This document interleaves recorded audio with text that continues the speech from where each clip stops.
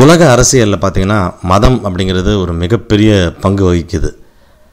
அப்படிப்பட்ட மத தலைவர்களில் உலகத்திலேயே மிகவும் வலிமையானவர் போப். அவர் வேட்டிக்கனில் இருக்க கத்தோலிக்க மத தலைவர். போப் நினச்சார்னா உலகத்தின் எந்த மூலையில் எதை வேணால் செய்ய முடியும் அப்படின்னு நம்புகிறாங்க. அந்த போப்புக்கு இணையாக மிகவும் வலிமையான மத தலைவர் இந்தியாவில் யாரானா சங்கராச்சாரியார், காஞ்சிபுரம் சங்கராச்சாரியார். முதல்ல அங்கே சந்திரசேகரேந்திர சுவாமிகள் மகா பெரியவா அப்படிங்கிறவர் இருந்தார். அவரை பார்க்குறதுக்கு உலகத் தலைவர்கள்லாம் வருவாங்க. இந்திரா காந்தி பிரதமராக இருந்தப்போ அவரை பார்க்கணும் அப்படின்னு அப்பாயின்மெண்ட் கேட்டப்போ அவர் தரவே இல்லை. ஏன்னா அந்த அம்மா ஒரு விதவை அப்படிங்கிற காரணத்துக்காக. கடைசியில் அவர் ரொம்ப ப்ரெஷர் கொடுக்கவே பார்த்தாரு. ஆனாலும் நேராக பார்க்கல. ஒரு புடவையை கட்டிட்டு நடுவில் போட்டு இந்த பக்கம் இந்திரா காந்தி, அந்த பக்கம் சங்கராச்சாரியார் இப்படி பேசினாங்க. அப்படிப்பட்டவர் அவர். எந்த பிரதமராக இருந்தாலும் அவர் காலடி கீழே தான் உட்காந்து ஆகணும். அப்படி இருந்தாங்க அவங்க. அதுக்கு அவர் மறைந்த பிறகு ஜெயேந்திரர் சங்கராச்சாரியாராக வந்தார். ஜெயேந்திரர் வந்த பிறகு ஜெயேந்திரர் மேலே 2-3 கான்ட்ரவர்சிலாம் வந்தது. ஒரு தண்டத்தை விட்டுட்டு எங்கேயோ ஒரு நேபாளுக்கு போயிட்டார், மறுபடியும் திரும்பி வந்தார் அப்படின்லாம் சொல்லுவாங்க. ஜெயேந்திரர் இருக்கப்போ அவர்கிட்ட கீழே விஜயேந்திரர் அப்படிங்கிற சின்ன சாமியாரும் வந்துட்டார். இவங்க போயிட்டுருக்கப்ப ஜெயேந்திரன் என்ன பண்ணார், ஜனகல்யாண் அப்படின்னு ஒரு நிறுவனத்தை துவக்கி அது கிட்டத்தட்ட ஒரு அரசியல் கட்சி மாதிரி போயிட்டு இருந்தது. ஏன்னா அவங்களுக்கு அரசியல் நிறைய செல்வாக்கு உண்டு சங்கராச்சாரியருக்கு. ஸோ நேரடியாக அரசியல் இறங்கலான்ற ஐடியா இருந்தது ரொம்ப தெரியல, அது போயிட்டு இருந்தது. இந்த காலகட்டத்தில் திமுக வீக்காகி 91-96 ஜெயலலிதா ஆட்சி தமிழ்நாட்டில் வந்தப்போ தமிழ்நாடு ஹாஸ்பிட்டல்ஸ் அப்படின்னு ஒரு ஹாஸ்பிட்டல் இருந்தது சென்னையில். அந்த ஹாஸ்பிட்டல் நஷ்டத்தில் போகவே அந்த இடத்த விற்கிறதுக்கு அவங்க ட்ரை பண்ணிட்டு இருந்தப்போ அந்த இடத்த வாங்கிறதுக்கு 2 பேர்கிட்ட போட்டி இருந்தது. ஒன்று சசிகலா, இன்னொன்று சங்கராச்சாரியார். சங்கராச்சாரியார் தான் எவ்வளோ பவர்ஃபுல் அப்படின்னு காட்டுறதுக்காக சசிகலாவுக்கு அந்த இடம் போகக்கூடாது அப்படின்னு முடிவெடுத்து அந்த இடத்த அவர் வாங்கினார். அங்கே தான் அவருக்கு சனி பிடிச்சதுன்னு சொல்லலாம். அதுக்கு பிறகு ஜெயலலிதாவோட கோபம் முழுக்க முழுக்க சங்கரர் மேலே திரும்பிச்சு. ஏதோ ஒரு காரணம் காமிச்சு சங்கரராமன் அப்படிங்கிற ஒரு பிராமணரை சங்கராச்சாரியார் ஆளை வச்சு கொண்டுட்டார் அப்படின்னு சொல்லி ரொம்ப மோசமான நிலைமையில் சங்கராச்சாரியாரை கைது பண்ணாங்க. ஆக்சுவலாக உலகமே ஷாக் ஆச்சு. அது சங்கராச்சாரியாரெலாம் அவ்வளோ சுலபமாக கைது பண்ணவே முடியாது.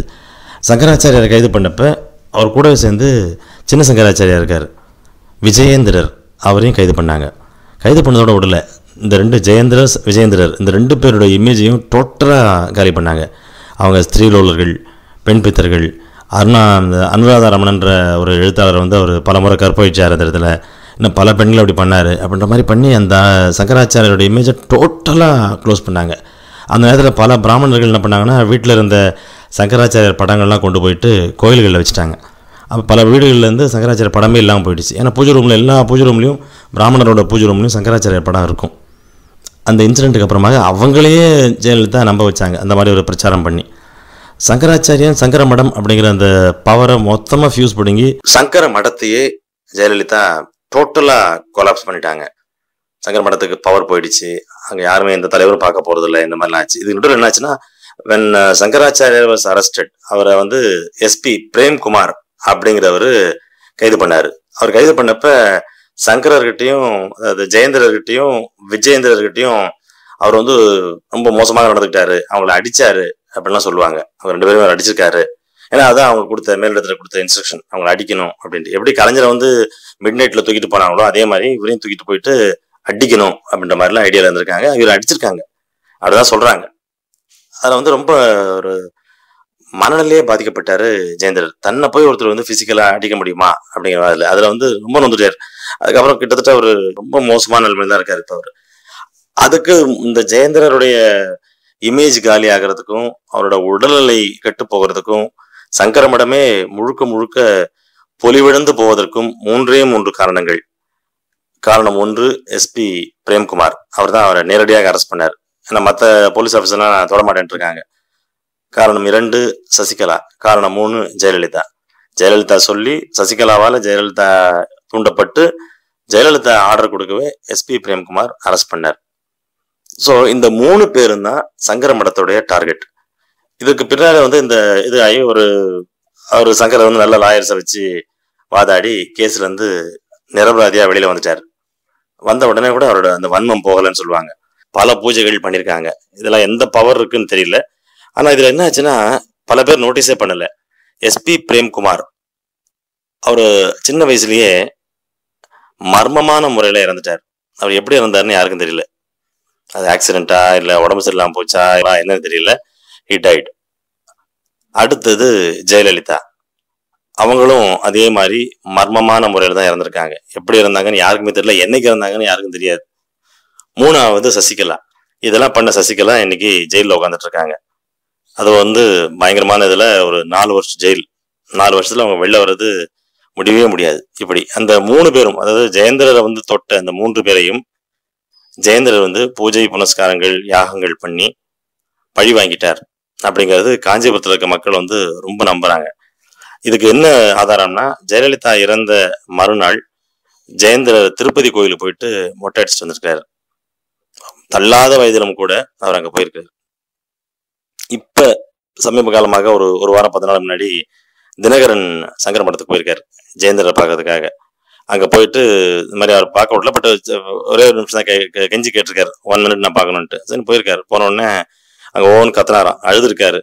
உங்களை பண்ண ஜெயலலிதா அதான் அநியாயமா செத்து போயிட்டாவ, நாங்க எவ்வளவு சொன்னோம் கேட்கல, உங்க மேல கை வச்சா அதான் அநியாயமா செத்தான்னு ஜெயலலிதா திட்டு இருக்காரு அவர் எதிரிலேயே. உடனே சங்கர் என்ன தனியா திட்டானு கூட ஒரு சாட்சிக்கு ஒரு ஆளை கூட்டு வச்சுட்டாராம்.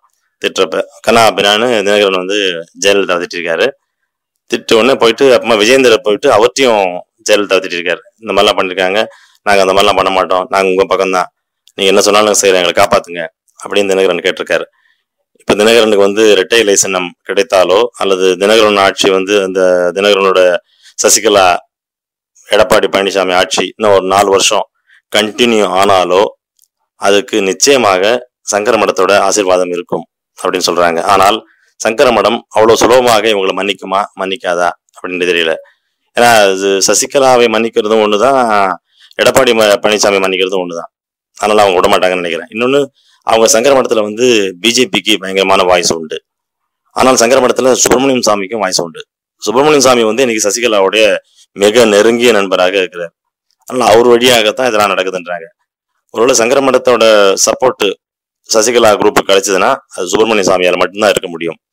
அது கிடைக்குமா இல்லையா அப்படிங்கிறது இன்னைக்கு தெரிய வரும். ஏன்னா இந்த இரட்டை இலை சின்னத்தை ஒருவேளை சசிகலா கும்பலுக்கு இன்று தேர்தல் ஆணையம் கொடுத்தால் அதுக்கு சங்கர மடம் மட்டும்தான் காரணம்.